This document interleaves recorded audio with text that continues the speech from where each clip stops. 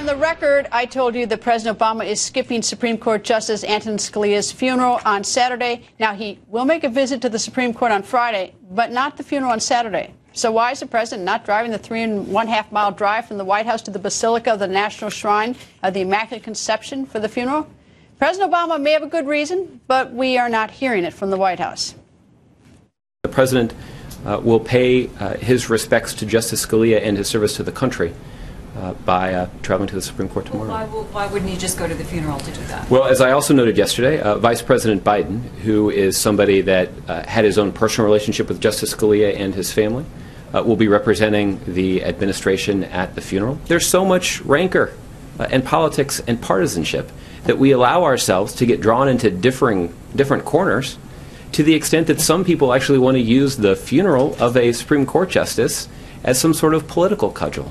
The president doesn't think that that's appropriate, and in fact, what the president thinks is appropriate is respectfully paying tribute to high-profile, patriotic American citizens, even when you don't agree on all the issues. The On the Record political panel is back. AB, if he has a good reason, maybe, I don't know what it is, maybe he's going off to Afghanistan on a secret trip, I'll back up the president. But Josh Ernst says that political rancor, he talks about political rancor as possibly for a reason for people criticizing the president. The president represents the nation, and he needs to rise above the rancor and represent the nation at the funeral, unless he has a good reason. Yeah, it's symbolic. He should be there. They don't have a good reason, which is why they're doing the kill the messenger thing, saying, how dare you even question it. They're not going to come out and say, oh, you know, vice presidents are in charge of funerals, so poor Biden has to go. We're just going to do the short one on Friday. I mean, if there is a reason, like a secret trip, you know, as you said, we'd find out later. If the Scalia family didn't want him to be there, I think they should say that as well.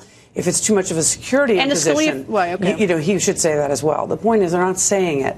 And it looks like he didn't feel that he had to go and that he didn't want to go. And he didn't see the reason that it would be important as a symbol for him to go, even if they weren't tight. He talked about the smallness of our politics all the time.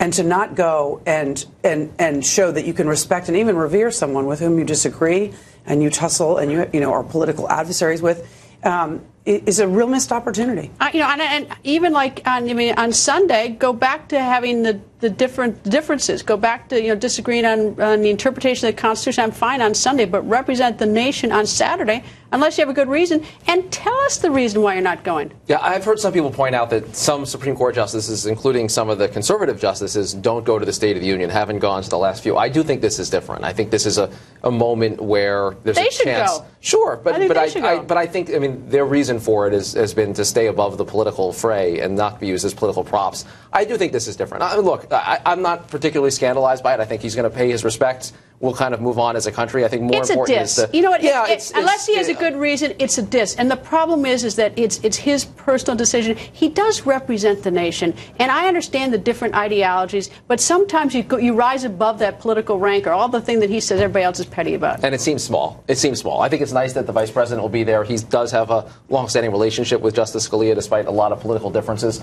But you're right. It's a moment for the president. I have to say that even if Joe Biden wasn't friends with him, Joe Biden goes to funerals. He just wants to. I don't think you could stop him. Yeah. The president didn't go to Paris after the Charlie Hebdo attacks and murders, and a bunch of world leaders did. He just didn't see the reason until it was too late. And then the team around him, they were quite sheepish about it. But this has happened before. I don't think it occurs to him. I don't think he gets it.